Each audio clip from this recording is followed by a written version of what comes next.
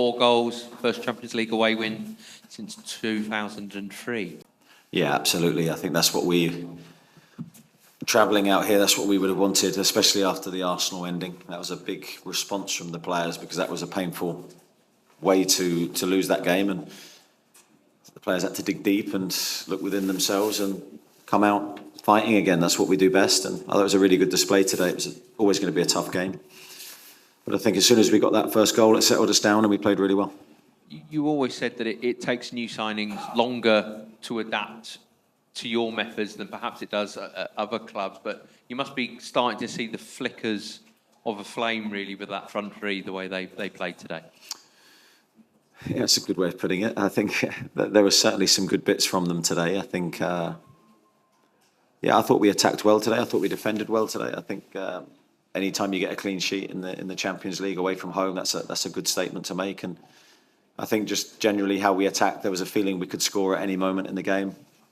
Okay, 2 of the goals have come from penalties, but we scored 4 away from home. We couldn't have asked any more than that, and there was some good individual performances as well, which was good to see.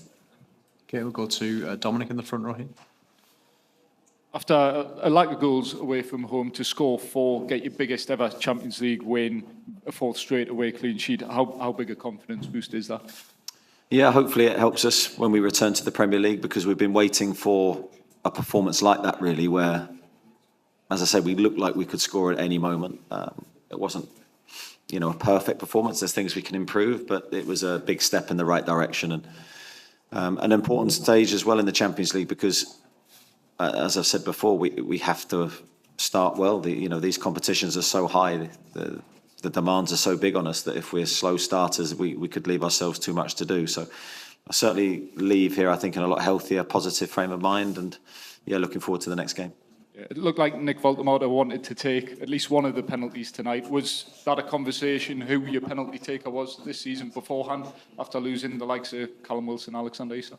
Yeah, I think that Anthony's been practicing them a lot. He's been working very hard on his routine. You can see that he's very focused. I was really pleased with how he took the 2 penalties. And I think when you see someone as dedicated as he's been towards that, had no hesitation in giving him that role. Okay, just George in behind you, please. Hi, Eddie. Yes, just also on Nick. I mean, it's no coincidence that, if he has wingers around him looking sort of energised and effective, that's going to make his qualities sort of come to the fore. But can you talk about his performance a bit, and also the fact he got that goal, whether he knew much about it or not? Has it gone down as his goal? Yeah, it took a while for it to be given to him, but it was Sandro first. Okay. Yeah, that's the first I knew about that. I mean, I saw it, obviously, that took a deflection. I wasn't sure who off. I thought he performed really well today. I think, as always with Nick, since I'm obviously learning about his game all the time, like everyone else is, like the players are, because we've had very little limited training time, I think you can see his link-up play is such a big part of what he does, and I think it was excellent today. A lot of times he's the pass before the wingers receive the ball, and so sort of almost their involvement is reliant on his ability to play that pass. So I think you saw the 2 Anthonys get a lot of ball because of him, and of course the team. And I thought they both played well and were a constant threat in the match. And he's going to need crosses to score. That'll be one major source of his goals. I'm not so sure he'll score many like he did today, if that's credited to him. But I'm pleased he's got it, because that will just help him feel even more embedded into our team. Thank you. Scott Wilson, just in. Thank you. Just kind of still on the forward players, Eddie, it felt like today that one of the big differences to maybe some of the other away games this season has been just how kind of direct they were, and kind of how purposeful they wanted to be. And it feels like that's your side at its best when your kind of forward players are doing that. Was that kind of something that you were really urgent to them? And how much of that is a confidence thing that it will just come, as results come?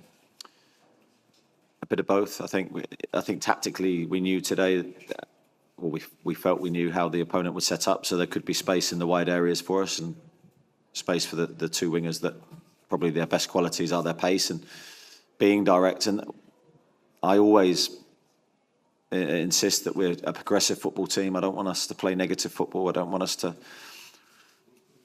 sometimes play too much in our build-up phase. That doesn't bring out the best in us. We've got dynamic players. I want to get them the ball as early as possible. I want to attack and I want to score. And I want the people that come to watch us to feel there's a team there that's trying to make the game in a positive way. So I thought we saw that today, and it was a return to our best style when I feel we're at our best. And yeah, hopefully that can stick and we can produce that consistently. Thank you. We'll go to Damien and Martin and then Lee, please. Thank you.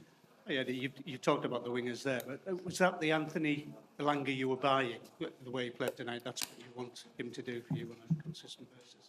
Yeah, I think he's added moments in every game that he's played that have been very similar. But Barcelona, he almost made 2 goals with very similar movements than he did today. He is a quick, direct player. Good 1v1, and I think any left back that plays against him or right back that plays against him will feel his threat.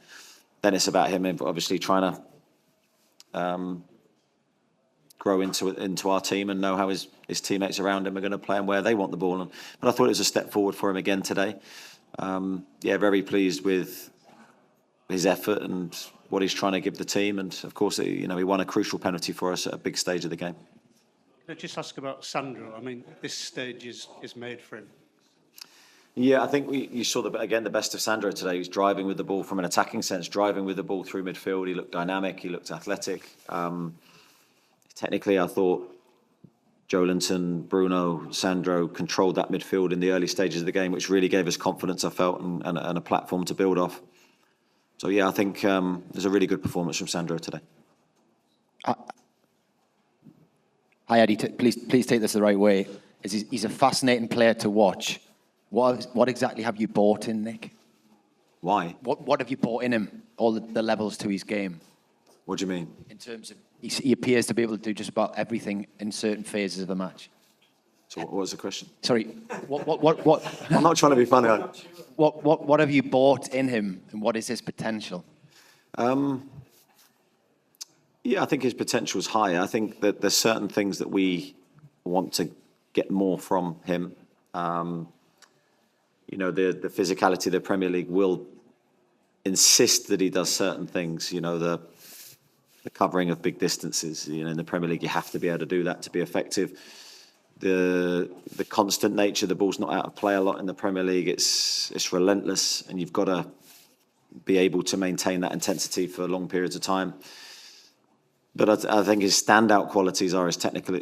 One is technical ability. He looks like he's got a knack for scoring goals, which is a great thing to have. And of course his height and his presence, which I think he will get better at the longer he's with us. So I think it's an exciting start for him. I think he's done really, really well. And most importantly, he's willing. He wants to do the work and he wants to improve. And if there is a possibility you and your staff can take him to 100%, what level is he at right now? I think it's difficult to put a percentage of what he is right now. I think there's more to come. And there'll be more to come physically, tactically, as we go through the journey together with him. We'll be doing a lot of sort of physical work with him to get him robust enough for the Premier League week in, week out. Okay, Lee Ryder, and then we'll come to the gentleman at the front, please. Thank you. Lee? Eddie, what did you ask from your team tonight, given the sort of run you've been on? It's been sort of patchy form over all the competitions. What did you ask for the players tonight? I asked for a lot. There's never one thing. I think that if you were to try and pin me down to one, it will be 100% effort in every moment. But then, of course, tactically and how we set up is quite complex. So I asked loads of different things. But I think the effort has to be there. And I think the effort's been there this season. I don't think I've had a game where I've questioned that. You can question how well we perform in certain moments, of course, and we'll continue to strive for more. I do see a group that's committed and trying its best. Do you think that it sort of just calms everything down a little bit, or did you not go there before that? I don't know. You tell me, Lee. I'm isolated from it. I don't listen to it. I don't expose myself to it. I'll know that when we don't win, there'll be noise, and when we do, maybe it quietens down for a bit. But just for now, focusing on the next game. And did you have anything to say on the record about Tino Livramento? On the what, sorry? On Tino, his injury status. Yeah, so from yesterday, Tino, we think will be roughly around 6 to 8 weeks. which is probably positive from where we were after the game, thinking it might be months. So yeah, we're probably looking, not this international break, but maybe the next one, he could be back. So certainly more positive, yeah, than we initially feared. Thank you. The gentleman at the front here, please. Thank you. Tanu Jallo, Guinea News. Coach Eddie, congratulations for the win. It's a follow-up question about Nick. From what you have seen this evening, can you say that he's silencing the critics about his transfer, especially those coming from Germany? Thank you. I don't see that being a big motivator for Nick. I think, again, people will always discuss transfer fees and all the things that go into a transfer. I think for the player's perspective, it's all about just trying to commit to what you're being asked to do and doing your best. And he seemed very, very good in that respect off the pitch. He's not seemed too unsettled. It's just been, he's come in from another country and just trains every day, very little fuss, but wants to improve and wants to help the team. And I think as long as he does have those qualities, he'll do really well here. Do you have a precise date of the return of Johan Visa in the team? Sorry, I couldn't hear that. Yeah, Johan Visa, return date. Johan Visa, return date. Yeah, I think we're still on track for where we were, which is after this international break coming up. He hasn't trained on the grass yet, so we haven't seen him as part of any team training. So at the moment, that's the schedule, but we'll wait and see. Okay, Craig Hall, just in the middle here. Hi, Eddie. On Nick, do you like to see him wanting to take those 2 penalties, or do you prefer a player just to follow the manager's pre-match instruction? No, I love it. I think the best strikers that I've seen and worked with want to score, and even if there is a directive, they don't care. They still want to score. They want that responsibility because that's what they live to do. So I've got no issue with that at all. Just a word on Sven Botman as well. You know, it's quite a quirk. He's never actually been capped by Holland. He's come back into the team. Just, you know, where is he at? And, you know, speak to that. You know, the fact that he's never been capped, it is quite bizarre when you see him at that level. Yeah, I think he's been really good. I think this is the best we've seen of Sven since his injury. Very, very pleased with the 3 games that he's had because that's a big physical ask for him. I think it's 3. Today I thought he was outstanding. And I think himself and Malik at the heart of the defence used the ball really well, and I think that was a big part of how we controlled the game. So yeah, very pleased. I think that the caps will come if Sven continues to play in the manner that he has the last few weeks, and I'm sure that's something he's thinking about. Okay, we're going to take 2 more. We've got to Jordan Cronin right at the back. And then to Kieran. Thank you. Jordan. Hi, Eddie. You mentioned Malik there, serenaded by the fans at the end. How pleased have you been with his start of life at Newcastle? Yeah, very good. I think Malik, again, he's come into the football club, and the biggest compliment I can pay him has been he's settled in really quickly. He's looked at home with his teammates. He's been excellent in training. Now, obviously the challenge for him was to wait for his opportunity because Sven and Dan started the season, and our defensive record and the defensive performances were excellent. So, you know, there was a period where he had to be patient and wait, and he did, and he was absolutely fine. And of course, then the challenge is when the opportunity arises, you've got to come in and grab it. And I think he's done that. Very pleased with him today. As I said, him and Sven building a good relationship, and use of the ball was at the highest level today, I thought. Thank you. Kieran to finish in the middle.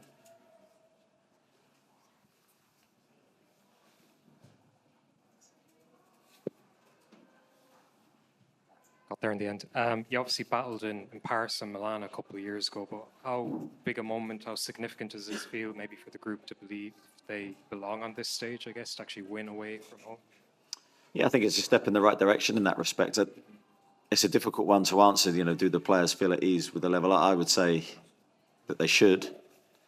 And there's no reason why we can't win games at this level, home and away, because I think we have the players and the squad to do that. But then you have to do it to maybe believe it yourself. I don't know. I'm already there in this respect. I know we can do it. But this will help us. I think this will help the group. And as I said, when you look at the league table, there's 2 games in, but there'll be a better feeling when you see it. And we're in around teams that have been on this stage for a number of years. So now we just move on to our next Premier League game. And of course, this goes away for a little bit, but we'll be looking ahead to it with excitement.